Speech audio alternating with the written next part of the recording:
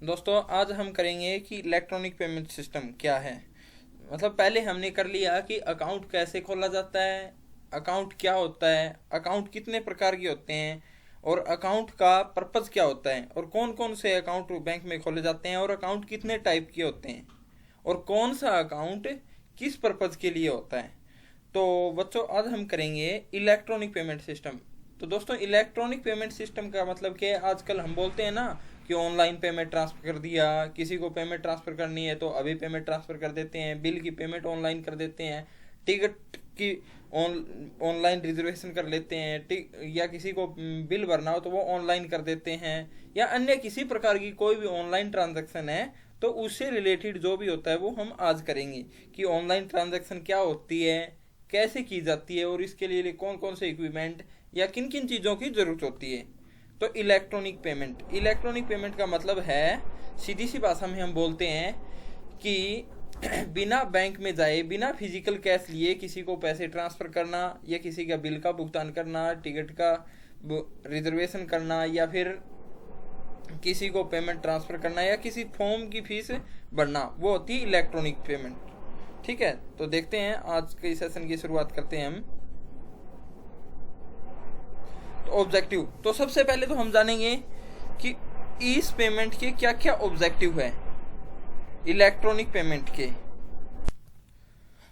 तो हम जानेंगे कि ऑनलाइन पेमेंट के क्या ऑब्जेक्टिव है। To understand the concept of electronic payment system and its security service, कि इलेक्ट्रॉनिक पेमेंट सिस्टम क्या होता है और इनकी सिक्योरिटी सर्विस मतलब कौन कौन सी सुरक्षा रखनी होती है, क्या क्या सुरक्षा होती है, और कौन कौन से बैंक की तरफ से सुरक्षात्मक प्रबंध किए गए हैं।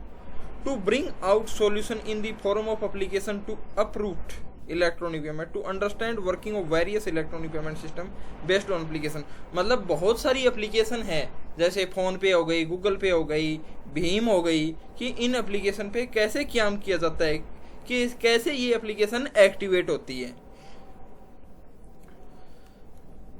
तो some example of electronic payment system EPS, कौन कौन से एग्जांपल है इलेक्ट्रॉनिक पेमेंट सिस्टम के। ऑनलाइन रिजर्वेशन, यदि हम ऑनलाइन टिकट बुक करते हैं, रेल की हो, चाहे एयर की हो, चाहे बस की हो, तो उसमें ऑनलाइन पैसे चले जाते हैं, हम फिजिकल कैश तो नहीं देते ना, तो ऑनलाइन पेमेंट होती है। ऑनलाइन बिल पेमेंट, जैसे बिजली का बिल भरते हैं या किसी अन्य स्कूल की फीस भरते हैं, तो वो क्या ऑनलाइन बिलिंग हो जाती है, फिजिकल कैश की जरूरत नहीं होती। ऑनलाइन ऑर्डर प्लेस, किसी प्रकार की कोई परचेज करते हैं, ऑनलाइन टिकट बुकिंग मूवी वगैरह की, ठीक है ना। तो ये क्या होती है, online service electronic payment system. तो अब हम बात करते हैं कि इलेक्ट्रॉनिक पेमेंट करने के लिए या यूपीआई पेमेंट करने के लिए, तो दोस्तों अब हम करेंगे कि ऑनलाइन पेमेंट कैसे कैसे की जाती है, कौन कौन से तरीकों से की जाती है, और कैसे इस सर्विस को एक्टिवेट किया जाता है, क्या क्या चीज़ों की ज़रूरत होती है। तो सबसे पहले हमारे पास एक डेबिट कार्ड होता है।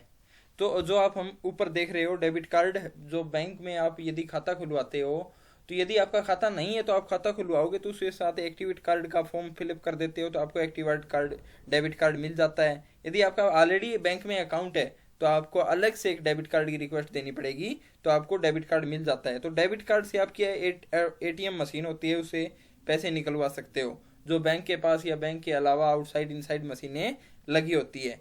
इसके अलावा उस एटीएम से विड्रॉल कर सकते हो, उस एटीएम से बैंक से दूसरे बैंक में पैसे ट्रांसफ़र कर सकते हो, बैलेंस इंक्वायरी कर सकते हो, मिनी स्टेटमेंट ले सकते हो, या फिर आपको शॉपिंग वगैरह करनी है, पीओएस पॉइंट ऑफ सेल, मतलब शॉपकीपर के पास या पेट्रोल पंप पे या अन्य किसी भी जगह जहाँ से आप सर्विस लेनी है, पीओएस मशीन होती है जिसको मिनी बैंक या मिनी एटीएम बोला जाता है।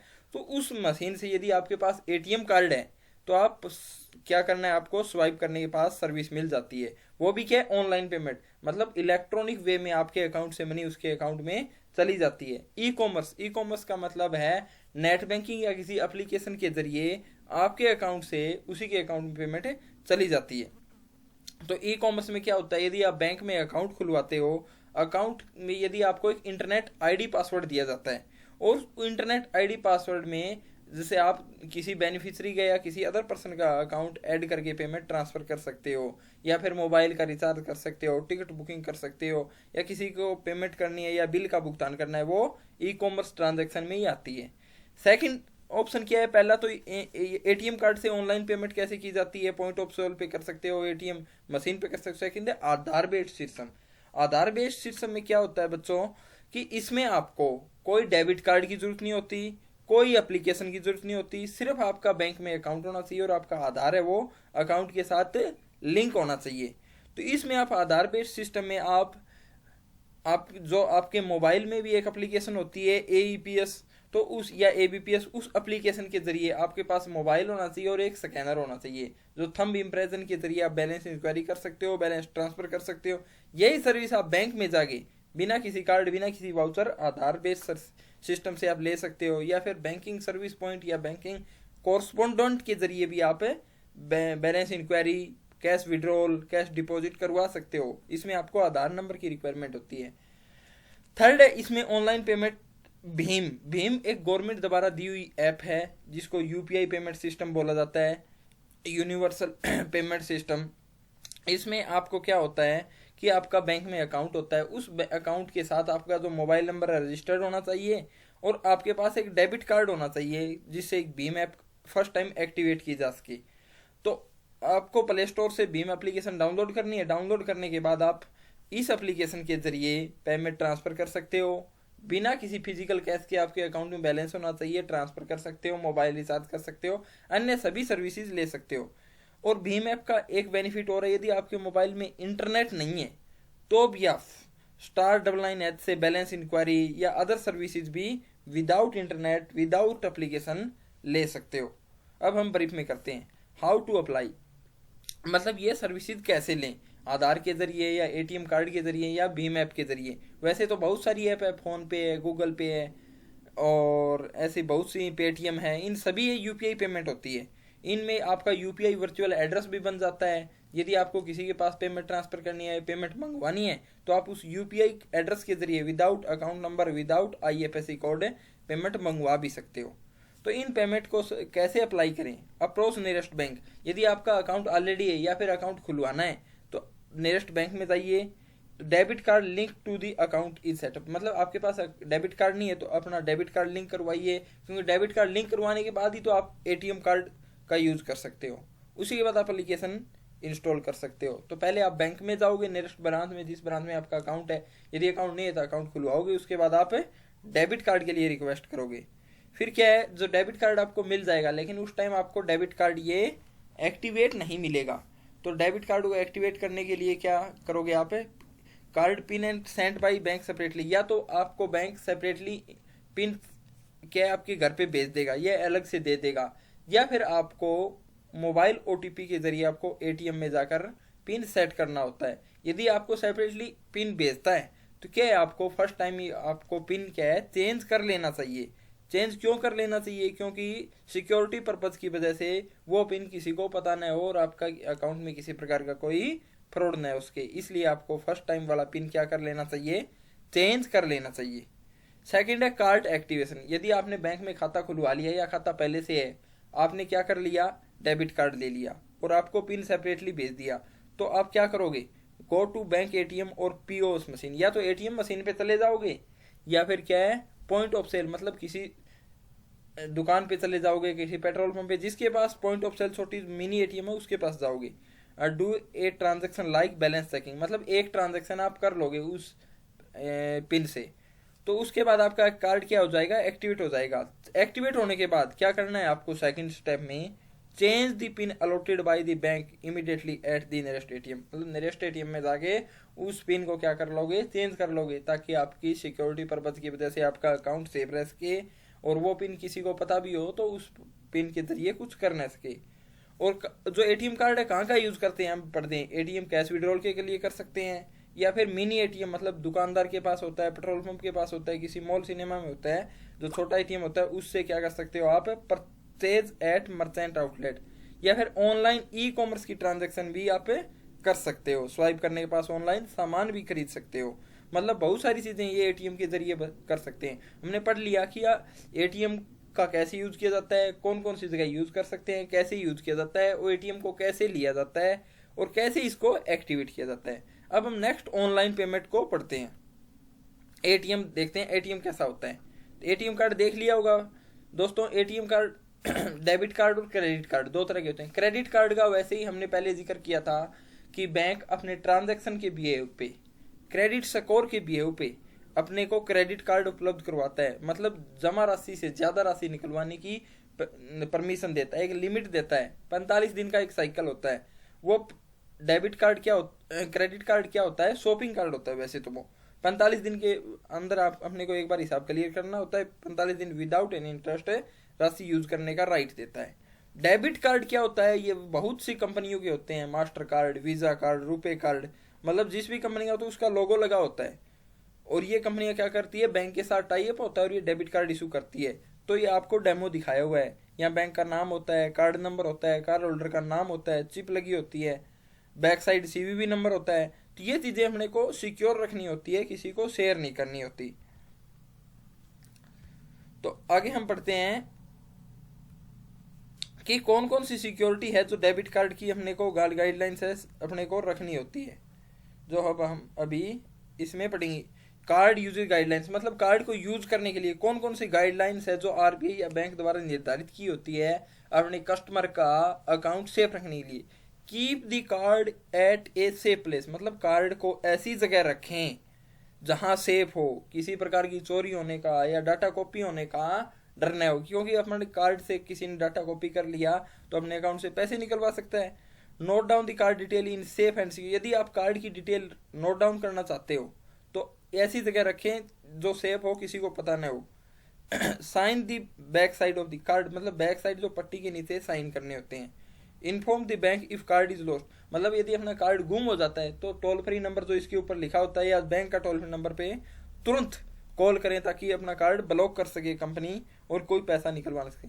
Change the pin assigned by the bank for secured usage, मतलब जो पिन बैंक ने अलॉट किया है, फर्स्ट टाइम जो पिन अपने पास सेपरेटली भेजा है उस पिन को क्या कर लेना चाहिए, चेंज। मतलब ये चीजें तो अपने को करनी, और जो चीजें नहीं करनी, do not allow your card to use by another person unauthorise, मतलब अपने कार्ड किसी को अदर पर्सन को यूज करने की परमिशन न दे, क्योंकि वो अपने डाटा कॉपी कर सकता है, नंबर लिख सकता है, ऑनलाइन पेमेंट कर सकता है और अपने अकाउंट से पैसे निकाल सकता है। अपना कार्ड का जो पिन है वो किसी को न शेयर करे।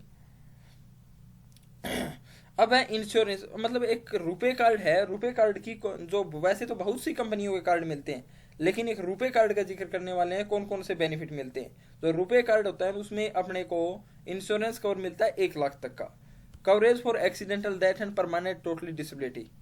एलिजिबिलिटी क्या होती है इस इंश्योरेंस के लिए, मिनिमम एक ट्रांजैक्शन होनी चाहिए फाइनेंशियल ओनर, या तो बैलेंस चेक की या फिर विड्रॉल की, with in 90 days period of, मतलब जब एक्सीडेंट हो उसके 90 दिन के अंदर अंदर। अब आधार बेस्ड सिस्टम है, मतलब जो पहले तो हमने कर लिया कि एटीएम के जरिए कौन कौन सी फैसिलिटीज ले सकते हैं। अब विदाउट एटीएम, विदाउट किसी एप्लीकेशन, विदाउट मोबाइल इंटरनेट, तो सिर्फ एक आधार के जरिए बैंक में जाकर या पीओएस के पास जाकर या कस्टमर सर्विस के पॉइंट जाकर हम सर्विस ले सकते हैं। कौन सी, बैलेंस इंक्वायरी। इसमें क्या जरूरत होती है, अपना जो अकाउंट नंबर है वो अकाउंट के साथ क्या होना चाहिए, लिंक होना चाहिए। तो अपना अंगूठा लगेगा उस मशीन पे और बैलेंस इंक्वायरी, या फिर कैश डिपॉजिट भी करवा सकते हैं, cash withdrawal, fund transfer, eKYC, मतलब ये चीजें आधार से होती है। अपने को एटीएम नंबर या फिर एप्लीकेशन की जरूरत नहीं होती, आधार बेस्ड सर्विस बोलते हैं इनको। अब हम तीनों चीजें करेंगे, आधार बेस्ड सर्विस और एटीएम सर्विस या फिर UPI payment. Go to micro ATM और बैंकिंग कोरेस्पोंडेंट, मतलब माइक्रो एटीएम पे जाकर भी आप पेमेंट ट्रांसफर करवा सकते हैं, मतलब माइक्रो एटीएम जो दुकानदार के पास होता है, पीओएस बोलते हैं, ठीक है ना।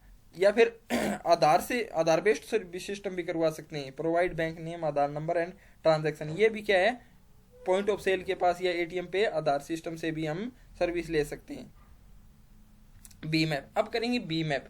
अब हमने कर लिया इससे पहले कि एटीएम से कौन कौन सी सर्विस ले सकते हैं या फिर आधार से कौन कौन सी, मतलब बी मैप। बी मैप क्या है, ऑनलाइन पेमेंट का सिस्टम होता है और कैसे यूज किया जाता है वो भी पढ़ेंगे। तो बी मैप के लिए अपना क्या, बैंक में अकाउंट होना चाहिए और मोबाइल नंबर बैंक के साथ रजिस्टर्ड होना चाहिए और अपने पास डेबिट कार्ड होना चाहिए। अब हम स्मार्टफोन में इंटरनेट है तो क्या उस एप्लीकेशन को डाउनलोड कर लेंगे और डाउनलोड करने के बाद एक्टिवेट कर लेंगे। तो बी app simply easy and quick payment transaction using UPI, मतलब यूपीआई के जरिए बहुत आसान तरीके से यूज कर सकते हैं। Account to account payment instantly, मतलब अकाउंट से account without any waiting transfer कर सकते हैं। Collect money using mobile number और पेमेंट एड्रेस, मतलब मोबाइल नंबर के जरिए भी हम पेमेंट भीम ऐप से भेज सकते हैं। अकाउंट नंबर, IFSC कोड या नाम की जरूरत नहीं होती। या फिर UPI एड्रेस बनता है, उस UPI एड्रेस के जरिए भेज सकते हैं।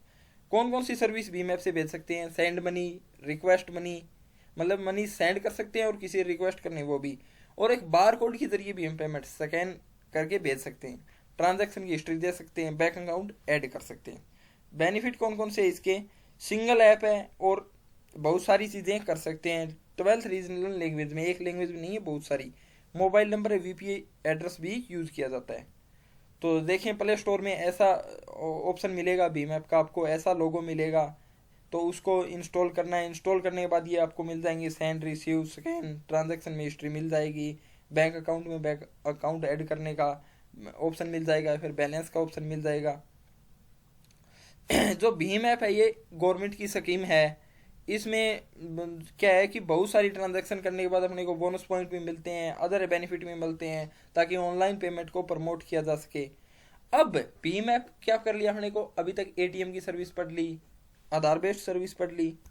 तो दोस्तों अब हम क्या पढ़ेंगे? अब तक हमने पढ़ा है कि ATM कार्ड से कैसे ट्रांजैक्शन करते हैं, आधार बेस्ड कैसे सर्विस लेते हैं, और भीम ऐप से कैसे। उसके लिए इंटरनेट की आवश्यकता होती है या और कुछ होती है। अब हम पढ़ेंगे भीम ऐप की अदर सर्विस है। Without internet, without smartphone, without ATM card भी हम भीम ऐप से सर्विस ले सकते हैं। कौन सी? *99#, मतलब सिंपल फोन के जरिए आप क्या कर सकते हैं? Mobile banking service, financial, non finance, मतलब फाइनेंशियल का मतलब पैसे विड्रॉल, डिपॉजिट, ट्रांसफर या फिर अदर बिल पेमेंट, और नॉन फाइनेंशियल मतलब बैलेंस इंक्वायरी या ट्रांजैक्शन हिस्ट्री या फिर मिनी स्टेटमेंट। मोबाइल, इसके लिए क्या होना चाहिए? सिर्फ एक अकाउंट होना चाहिए और मोबाइल नंबर आपका बैंक में लिंक होना चाहिए। कोई स्मार्टफोन की आवश्यकता नहीं, कोई इंटरनेट की आवश्यकता नहीं। मोबाइल फोन हो, GSM नहीं, सिर्फ एक GSM तो कॉल करने वाला नेटवर्क होना चाहिए। कौन कौन सी सर्विस ले सकते हैं? Fund transfer, check balance, my profile, मतलब जो बैंक में अकाउंट में प्रोफाइल होती है वो, पेंडिंग रिक्वेस्ट, ट्रांजैक्शन, ये सभी सर्विस इस कोड के जरिए। बेनिफिट क्या है इस चीज़ का? No need to carry and credit, debit card, cash, cheque, mobile wallet, इन चीज़ों की जरूरत नहीं होती अपने को। रिडक्शन POS टर्मिनल, मतलब POS टर्मिनल की जरूरत नहीं होती। Customer does not need to download any app when making payment, mobile phone not required while making payment. ठीक है ना? तो आगे required for using Bhim Aadhaar app. Bhim Aadhaar app कैसे यूज कर सकते हैं? आधार नंबर होना चाहिए, बैंक अकाउंट लिंक होना चाहिए आधार के साथ, क्लीन फिंगर होनी चाहिए। ठीक है, आगे हम कर देंगे मर्चेंट कैसे करेगा? Smartphone, reliable internet connection. Merchant कैसे यूज करेगा? मर्चेंट के लिए smartphone, reliable internet connection, Bhim Aadhaar app, fingerprint scanner, bank account, मतलब ये चीज़ें मर्चेंट के पास होनी चाहिए। क्योंकि स्मार्टफोन ऑनलाइन एप्लीकेशन के लिए, internet connection online application, Bhim Aadhaar service करेगा तो भी ऑनलाइन स्कैनर और अकाउंट की जरूरत पड़ेगी। तो ये स्कैनर है, QR कोड है, जिसके जरिए आप पेमेंट कर सकते हो, पेमेंट कर सकते हो और पेमेंट मंगवा भी सकते हो।